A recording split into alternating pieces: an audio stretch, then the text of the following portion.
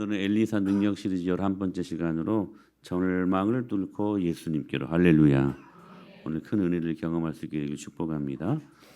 엘리사를 하나님의 사람으로, 하나님의 거룩한 사람으로 인식한 수넴 여인.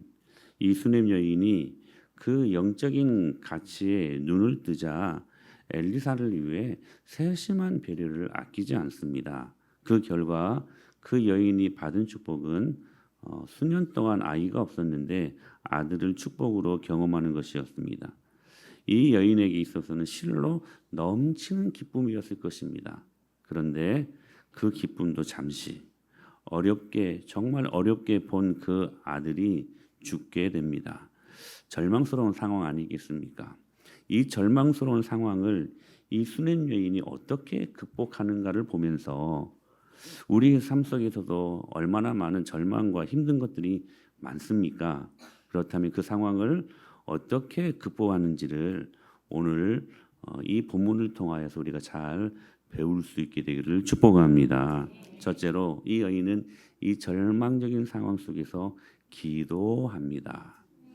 여인이 죽은 아이를 안고 그가 취했던 첫 번째 태도는 뭐였냐면 엘리사가 지금 그 방에 없는데도 엘리사의 방에 들어가서 그 엘리사의 침상에 아이를 누이고 문을 닫고 나오는 것이었습니다.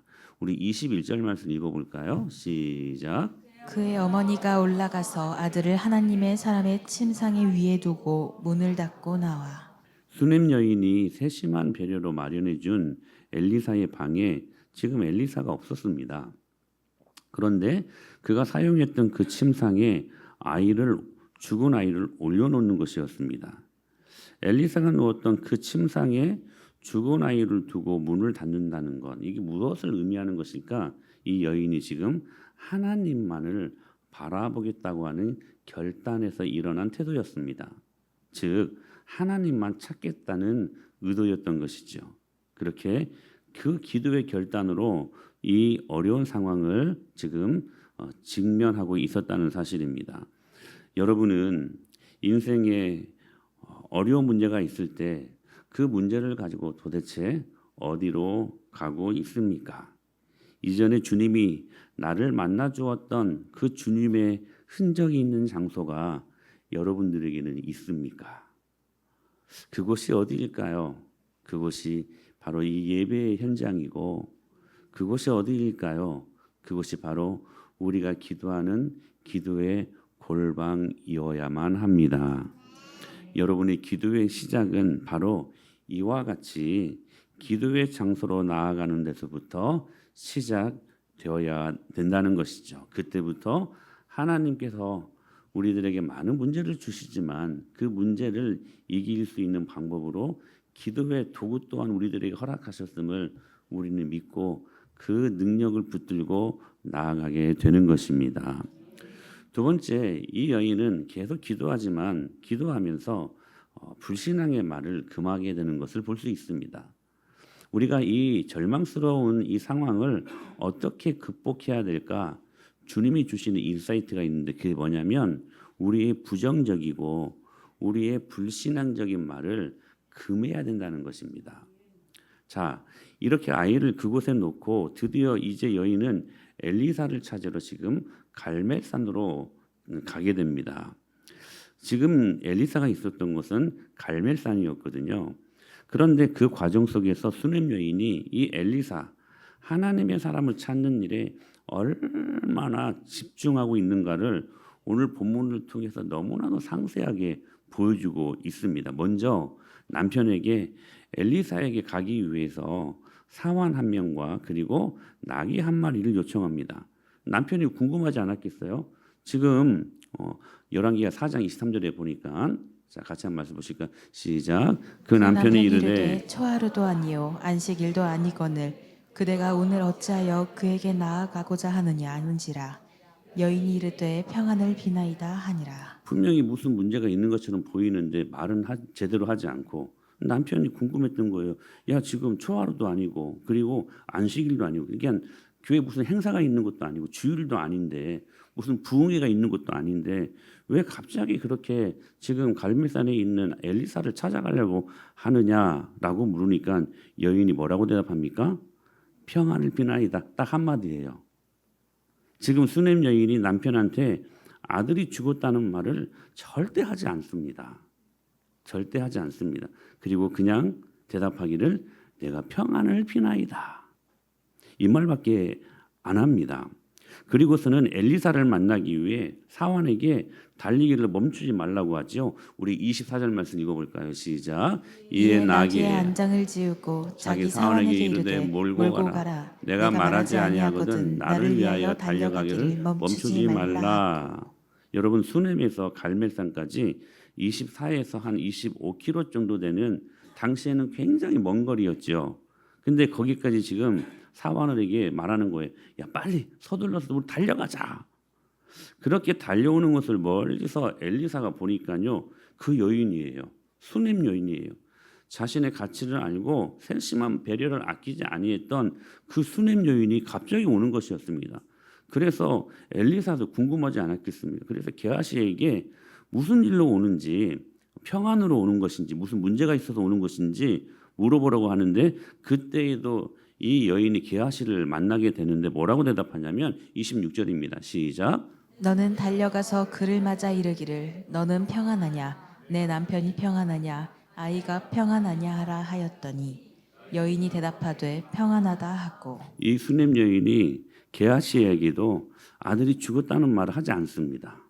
그저 어떻게 왔느냐 그렇게 물어보니까 평안으로 왔습니다. 이렇게 대답하는 것이었어요.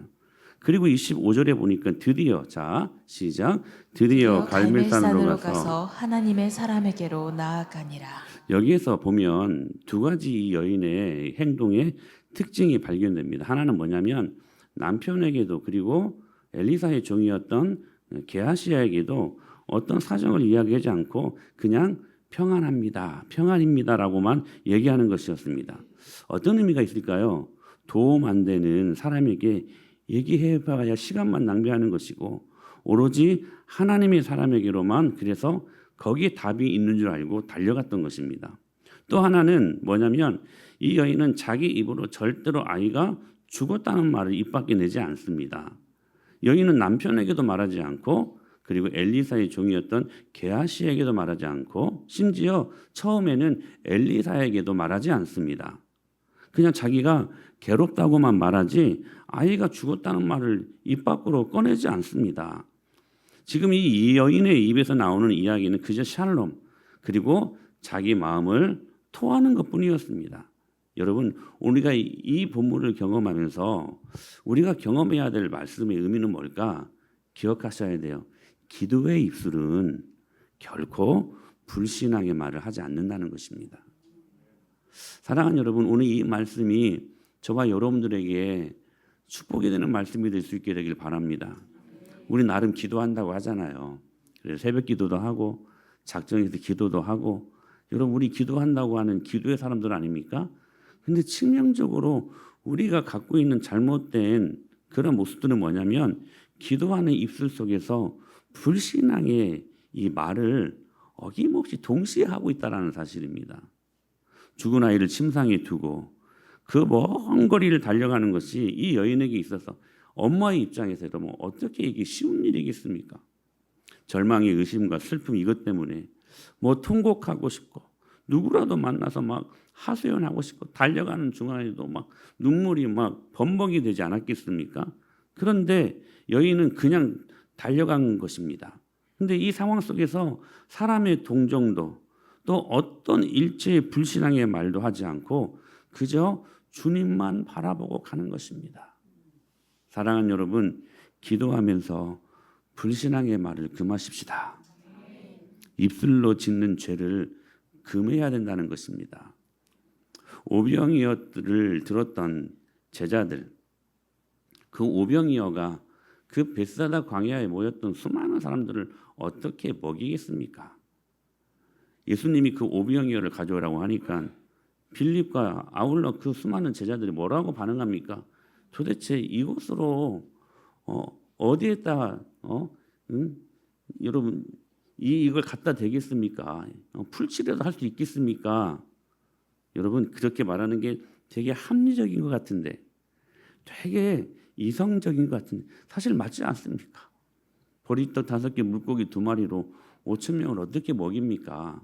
제자들의 말은 굉장히 합리적이고 굉장히 이성적인 말이고 굉장히 여러분 현실을 직시하는 그런 말 아니었겠습니까? 맞는 말입니다. 그러나 하나님은 말씀하시는 거예요. 그게 바로 불신앙의 말이라는 거. 우리가 살면서 얼마나 이런 죄를 많이 범합니까? 하나님은 오늘도 말씀하십니다. 우리가 기도하면 우리가 알지도 못하고 크고도 비밀한 것들을 너희에게 보이리라. 우리의 생각과 우리의 상상, 우리의 경험치를 뛰어넘는 주님의 일하심이 분명히 있거든요. 근데 우리는 우리 사고 안에서 그 모든 것들을 가둬두려고 하고 제한시키려고 하고 기도한다고 하는데도 불신앙의 말을 얼마나 많이 읊어대는지 모릅니다. 오늘 이 수냄 여인에게서 이거 배우십시다. 기도하면서 사랑하는 여러분, 불신앙의 말, 부정적인 말 꺼내지 말고 주님이 하시면 됩니다. 주님이면 됩니다. 주님으로만 충분합니다. 그 믿음의 고백이 기도하는 여러분의 입술 속에서 나오는 고백이 될 수 있게 되기를 축복합니다. 또 하나는 뭐냐면 이 절망스러운 상황을 어떻게 이겨내냐면 바로 간절함으로 이겨냅니다. 자, 뒤에 보면 엘리사가 하나님이 자기한테 이걸 숨겼다고 말합니다. 뭘 숨겼어요? 이 수냄 여인의 아들이 죽었다는 것을 숨겼다라고 그렇게 말을 하거든요. 우리 27절 말씀 자 같이 한번 읽어볼까요? 시작. 산에 이르러 하나님의 사람에게 나아가서 그 발을 아는지라 게하시가 가까이 와서 그를 물리치고자 하매 하나님의 사람이 이르되 가만두라 그의 영혼이 괴로워하지만은 여호와께서 내게 숨기시고 이르지 아니하셨도다 하니라. 여러분 지금 하나님께서 엘리사 선지자에게 이 여인이 왜 달려오는지 그 사정을 숨기셨다고 말씀하시거든요. 근데 왜 숨기셨을까요? 여러분 엘리사는요 아람 군대의 그 작전 짜는 것을 안방에서 보듯이 투시적으로 다 이렇게 훤하게 봤던 사람 아니었습니까? 딱 보면 그 사람의 마음에 지금 무슨 말을 하는가 막 이게 다 보여요. 참 좋은 은사 같죠. 근데 굉장히 이게 힘들답니다. 제가 나를 막 욕하고 있는 게 보이는 거야. 모르는 게 약인데 아는 게 병이 될 때가 있어. 제가 고등학교 때 제 친한 믿음의 친구였는데 얘가 조금 선을 넘는 친구였어. 그래서 약간 이 신비로운 것들을 막 환상도 보고 하는 친구였는데 이게 너무 지나치니까 막 친구들 놀리는 거예요. 막 학교에서. 그러면서 야 내가 지금 무슨 생각하고 있게 막 이렇게 물어봐. 그러면 이렇게 막 맞출 때가 있어 막. 근데 한 번이니까 너무 걔가 놀림을 당하니까 선생님이 조퇴를 시켰어요. 근데 제가 친한 줄 알고 성모가 네가 같이 좀 따라가라 하는데 저는 그 시간에 공부를 해야 되는데 제가 범생이 아니었겠습니까? 근데 같이 조퇴하라는 거예요. 어떤 친구는 좋아했을 것 같은데 저는 별로 좋지 않았어요. 그래서 가는 도중에 속에 그 아이를 향한 좀 원망이 있었어. 쟤는 또 그냥 왜 갑자기 또 난리를 피우고 저렇게 막 해서 나를 이렇게 힘들게 하는가 막 이렇게 막 원망하는 막 좀 욕을 좀 했거든요 속으로. 그랬더니 그 친구가 저를 딱 보더니 한성보 너 나한테 욕했지? 딱 그러는 거예요. 제가 속으로 어떻게 알았지? 아니 너 나 욕하지 마 막 그러더라고요. 걔가 순간 투시력이 있는가 이제 그런 생각을 해봤었죠. 그러니까 엘리사에게 이런 투시력이 있었던 거예요. 근데 왜 이 여인의 아들이 죽었는데 하나님이 이것을 알려주시지 않았을까? 그 투시력이 자기가 막 능력이 있어서 된 게 아니 하나님이 보여주시니까 보이는 거 아니야. 근데 안 보여주셨거든요. 숨기셨다라고 말씀을 하시잖아요. 왜 이 여인의 사정을 숨기셨을까? 아람 군대의 전략도 안방에서 보듯이 다 훤하게 막 보이는데 막. 근데 어떤 그 투시의 은사가 있는 목사님들은요, 이 부교육자들이 막 너무 힘들대. 이렇게 이제 한 번씩 뭘 맡기고 이렇게 뭐 부흥회나 이렇게 출타할 경우에 이제 이게 다 보인대요. 교역자들이 어떻게 하는가를. 근데 한 번인가는 이게 쫙 기도하면서 보는데 부교육자들 5명이 교육자실 모여가지고 막 치킨을 먹으면서 무슨 재미있는 영화를 보더라는 거야. 근데 그 목사님 그것이 보이더라는 거예요. 기도하는데 그 부흥의 현장에서. 그러니까 전화하면서 여러분들 지금 뭐 하고 있어 지금 막 하면서 지금 어떤 목사님은 지금 팔을 개고 누워서 보고 있네 막 이게 보인다는 거예요 막. 그러니까 교육자들이 얼마나 힘들겠어 막. 저는 이게 CCTV 다 보는데 이게 있어서 너무 좋아. 투시력 필요 없어. 근데 여러분 보십시오. 지금 그러한 은사와 능력이 있었다고요. 근데 이 일들을 하나님이 감추셨어. 이 여인의 사정을 말해주지 않았어요. 왜 그랬을까요? 만약에 여러분 한번 이렇게 생각해 보십시오.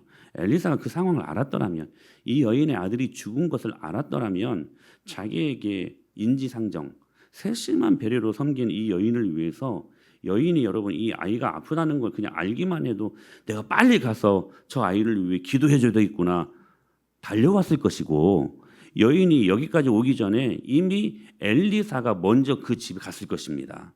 그러지 않았겠습니까? 왜냐하면 이 엘리사가 그 수냄 여인에게 받은 게 많았거든요. 그러니까 인지상정이라고 그 어려움이 있으면 여러분 목회자들은 그 어려움의 현장에 먼저 달려가는 사람들 아닙니까? 반드시 그랬을 거라고요. 그러니까 그 여인이 그 어려운 24에서 25km 정도 되는 그 먼 수냄에서 갈멜산까지 찾아가기도 전에 엘리사가 이 여인의 집에 먼저 왔을 것이라고요. 근데 이걸 숨기셨다는 거야. 왜 그러셨을까? 하나님은 이 순간에 이 여인의 믿음을 보고 싶었던 것입니다. 자신의 문제를 가지고 하나님을 찾아가는 그 간절함을 주님께서 보기를 원하셨다는 것입니다. 사랑하는 여러분, 이런 하나님을 향한 간절함이 여러분들에게 있습니까? 자신의 문제를 가지고 직접 하나님을 아련해야만 하는 그 간절한 말입니다. 자신의 죽은 아들을 엘리사 침상에 올려놓고 엘리사가 있는 그 갈멜산까지 24km가 넘는 길을 한나름에 달려갔던 그 상황 속에서 그 마음이 얼마나 타들어갔을까요? 그러나 그 마음속에 오직 있는 한 가지 소망은 하나님의 사람 엘리사를 만나게 되면 될 것 같은 간절함이 있었기 때문에 하나님은 바로 그 수고와 간절함을 그 여인에게서 보고 싶었던 것입니다. 잠언 8장 17절에서 이렇게 말씀하셨습니다. 시작. 나를 사랑하는 자들이 나의 사랑을 미부여 나를 나를 간절히 찾는 자가 나를 만날 저는 이 것이니라. 말씀을 믿습니다. 하나님을 간절히 찾는 자가 하나님을 만날 줄로 믿습니다. 우리가 9월 1일부터 기계기구 운동을 하려고 하지 않습니까? 기도로 개천파고 기도로 축복의 그릇 준비하자. 근데 누군가는 그럴 수 있을 것입니다. 이 운동의 원칙은 뭡니까? 일주일에 하루 1시간 어디에서 기도해요? 내 집은 만민이 기도하는 집이다. 그래서 교회에 나와서 기도하는 거예요. 그렇죠? 그게 원칙입니다. 그럼 어떤 분은 그럴 수 있을 거예요. 하나님, 제가 집에서도 제 안방에서 주님 만날 수 있는 거 아닙니까? 하나님 꼭 그렇게 복잡하게 하셔야 됩니까? 그렇게 말하실 수도 있을 거예요. 그리고 어느 때나 시간 될 때 기도할 수 있는 것도 아니겠습니까? 하나님, 제가 그렇게 주님 찾겠습니다. 그렇게 말하시는 분들도 있을 수 있을 것입니다. 그러나 하나님은 장소를 통제하고 시간을 통제하여 기도하는 것을 간절히 하나님을 찾는 것으로 본다는 거야. 그러니까 작정기도가 여러분 응답이 빨리 됩니다. 그래서 우리가 일주일에 1시간 그것도 교회에서 기도로 축복의 개천을 파고 기도로 축복의 그릇을 준비하자는 것입니다. 사랑하는 여러분, 우리 교회가 기도할 것이 많습니다. 기그 운동하여 주님 주신 축복을 다 믿음의 그릇으로 다 받아내는 저와 여러분들 될 수 있게 되길 축복합니다. 드디어 여인이 엘리사에게 이르렀습니다. 그런데 그가 하나님의 사람을 보자마자 뭘 합니까? 자, 27절 말씀 시작. 산에 이르러 하나님의 사람에게 나아가서 그 발을 아는지라. 그 발을 그냥 엎드려서 안아버립니다. 보자마자 다른 뭐 안부 인사하는 것도 아니고 그냥 엎드려서 그냥 발을 막 안아버려요. 이 행동에 여인의 마음이 다 나타나죠. 여인의 다급함, 여인의 절박함, 날 좀 살려주세요. 불쌍히 여겨주세요. 행동 하나하나에 이 여인의 간절함이 묻어나는 것을 볼 수 있다는 거예요. 게하시가 물리치고자 하는데 엘리사가 그냥 두게 합니다. 여러분, 하나님께서는 우리가 마음의 고통을 가지고 나아갈 때 기억하셔야 돼요. 절대로 외면하지 아니하십니다. 이때 여인이 드디어 선지자에게 자기 사정을 이야기하기 시작합니다. 28절입니다. 시작. 이르되 내가 내 주께 아들을 구하더이까 나를 속이지 말라고 내가 말하지 아니하더이까 하니. 이런 말이에요. 내가 언제 당신에게 아들 달라고 했습니까? 나를 속이지 말라고 말하지 아니했습니까? 여러분, 지금 이 여인이 그동안 자녀를 갖고 싶은 소망이 얼마나 많았겠습니까? 그리고 그 사람들이 어떤 의원에게 가면 또 누구를 만나면 이런 민간요법도 참 효험이 있던데 이것도 한번 써보면, 이런 말들을 얼마나 많이 들었겠습니까? 그리고 또 얼마나 많이 속았겠습니까? 그때마다 마음이 또한 얼마나 아팠을까? 그러니까 여인이 이야기하는 겁니다. 저한테 괜한 소망 갖게 하지 마세요. 저 다시 속여서 저로 하여금 실망하는 아픔 겪지 않도록 그렇게 해주세요. 이렇게 하는 이야기 아니었겠습니까? 차라리 그냥 내 말대로 아이를 주시지 않았다면 이런 고통이 없지 않았겠습니까? 괜히 아들 줘가지고 다시 뺏어가는 것은 무슨 경우입니까? 지금 이 이야기는 뉘앙스가 이거예요. 따지자고 하는 이야기가 아니라 그만큼 내 마음이 지금 아픕니다. 내가 너무 괴롭습니다. 지금 이야기를 하고 있는 거예요. 자기 마음의 고통을 지금 그 엘리사의 발을 지금 안고 붙잡고 그 발을 붙잡은 상태에서 자신의 마음에 있는 것들을 다 쏟아내는 것이었습니다. 사랑하는 여러분, 여러분 마음 안에 있는 것을 사람들에게 쏟아내지 말고 하나님에게 쏟아내십시오. 기도는 이런 것입니다. 우리 마음의 아픔을 있는 그대로 쏟아넣는 것, 우리 마음에 있는 모든 괴로움과 슬픔과 원통함과 두려움 그냥 있는 그대로 누구에게? 하나님에게 쏟아붓는 것.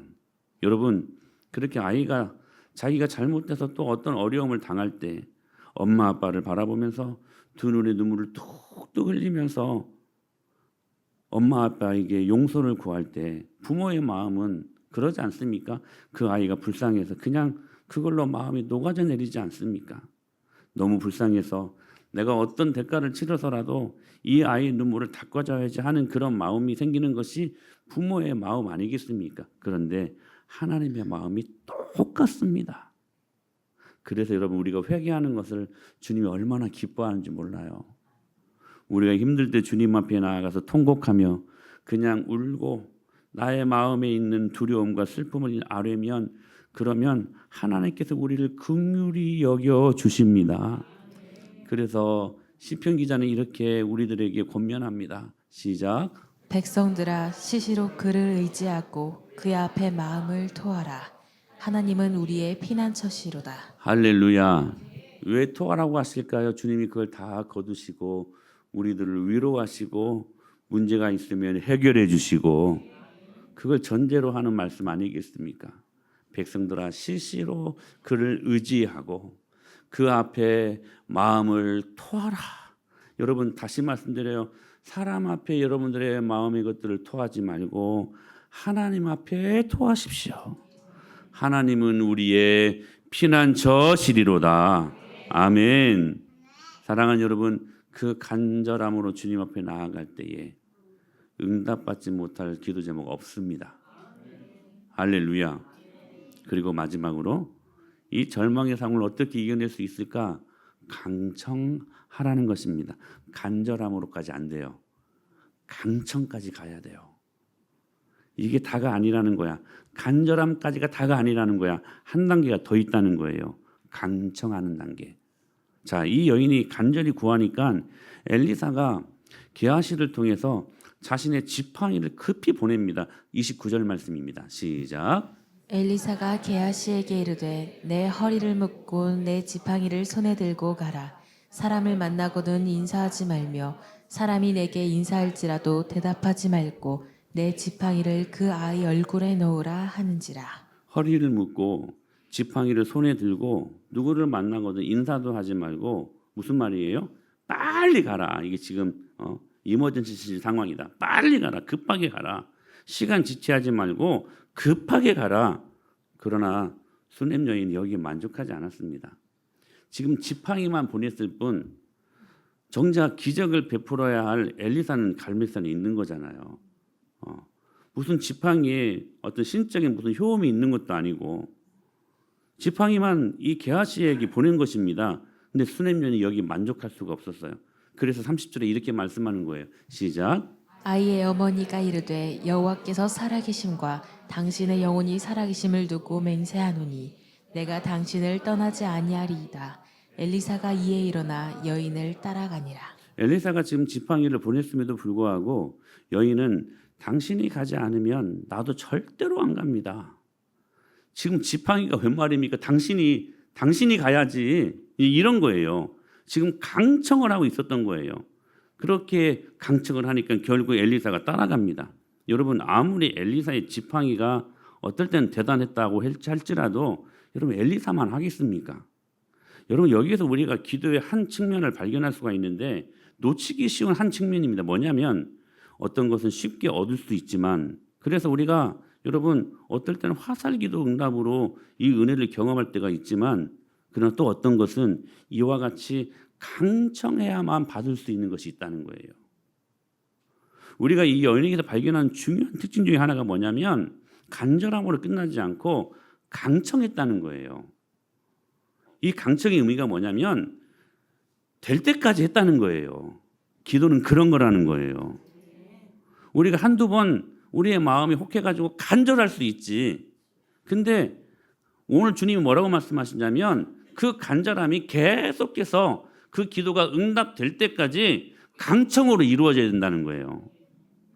여인이 엘리사를 대접할 때도 음식을 대접할 때도 간권하지 않았습니까? 간권하는 섬김 배웠잖아요, 우리. 지금 이 엘리사가 지금 그 여인의 집에 들어가는 것도 지금 이 여인의 강청으로 이루어졌다는 거예요. 그때 엘리사가 이 강청에 의해 집에 음식을 먹으러 들어갔던 것처럼 지금도 강청 때문에 여인을 따라가고 있었다는 거예요. 여러분 기억하셔야 돼요.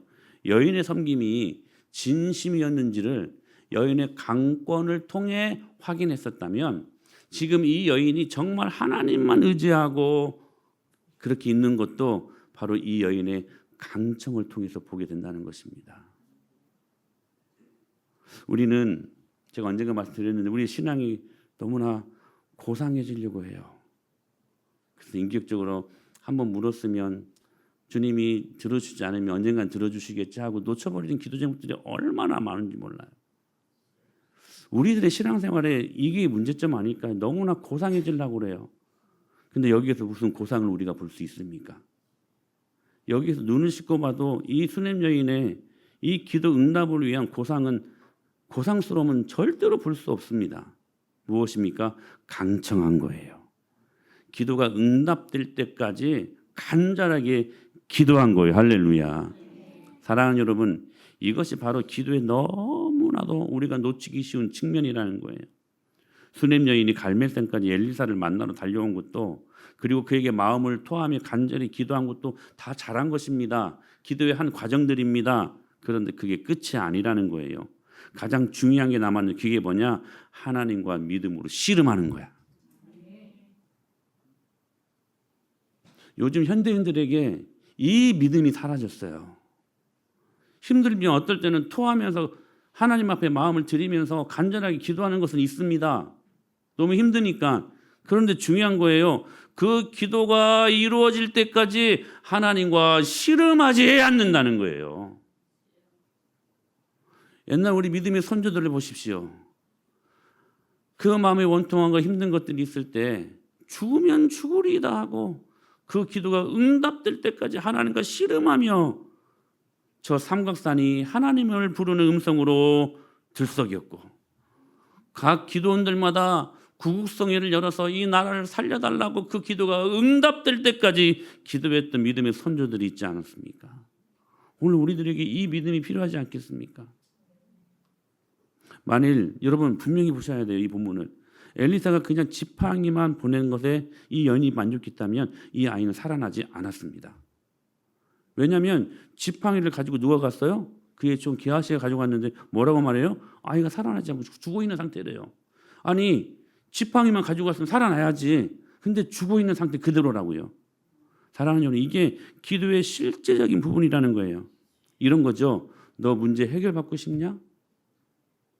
여러분 앞에 있는 문제도 해결받고 싶지 않습니까? 너 살고 싶냐?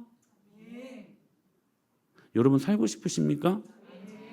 여러분 정말로 하나님을 여러분의 문제 해결자로 신뢰하고 있습니까?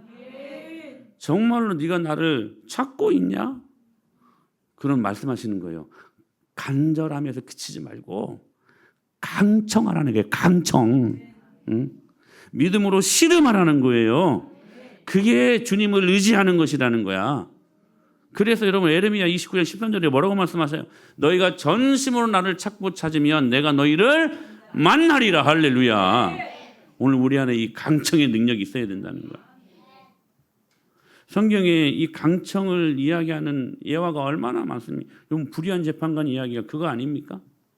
한 가부가 원한 너무나 억울한 것들이 있어가지고 재판관을 찾아갔는데 이놈의 재판관이 불의한 재판관이네. 뇌물 먹고 막 이 판결을 막 어지럽게 하는. 그런데도 찾아가서 자신의 속에 있는 원한을 계속해서 풀어달라고 재판을 열어달라고 그 불의한 재판관을 계속해서 밤낮으로 놓고 하고 제발 나의 억울함을 풀어주소서 하니까 이 불의한 재판관이 자신을 너무 번거롭게 하고 너무 힘들게 하니까 그 번거로움이 성가시러워가지고 알았다 내가 너의 원통함을 풀어주겠다. 불의한 재판관도 그럴진데 하물며 의로우신 재판장이신 예수 그리스도 할렐루야. 그래서 말씀하시는 거예요. 하물며 하나님께서 다 같이 그 밤낮 부르짖는 택하신 자들의 원한을 풀어주지 아니하시겠느냐? 그들에게 오래 참으시겠느냐? 내가 너에게 이르노니 속히 그 원한을 풀어주시리라. 그러나 인자가 올 때 세상에서 믿음을 보겠느냐 하시니라. 아멘. 성경이 우리에게 말하는 기도가 이런 것들 아니겠습니까? 어떤 사람들은 오늘날 기적이 사라진 시대에 우리가 살고 있다고 말하는 사람들도 있습니다. 이제 더 이상 기적은 없다. 더 이상 기적은 없다. 성경 시대에 있었던 그 기적은 이제 더 이상 없다. 그러나 여러분 성경은 여전히 기적의 책이라고 소개되고 있거든요. 처음부터 하나님 말씀으로 세상이 창조된 것부터 여러분 기적 아니겠습니까? 여러분 한번 생각해 보세요.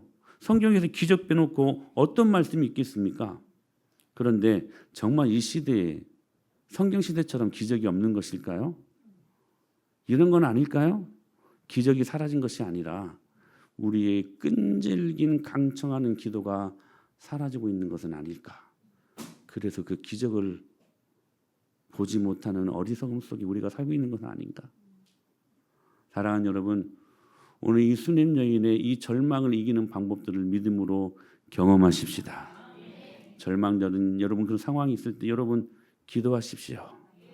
그리고 절대로 불신앙적인 부정적인 말 내뱉지 말고 간절함으로 그것으로 끝내지 말고 그 기도가 이루어질 때까지 강청함으로 끈질긴 기도로 할렐루야 하나님의 영광을 경험하는 저와 여러분들 될 수 있게 되기를 예수님의 이름으로 간절히 축복합니다.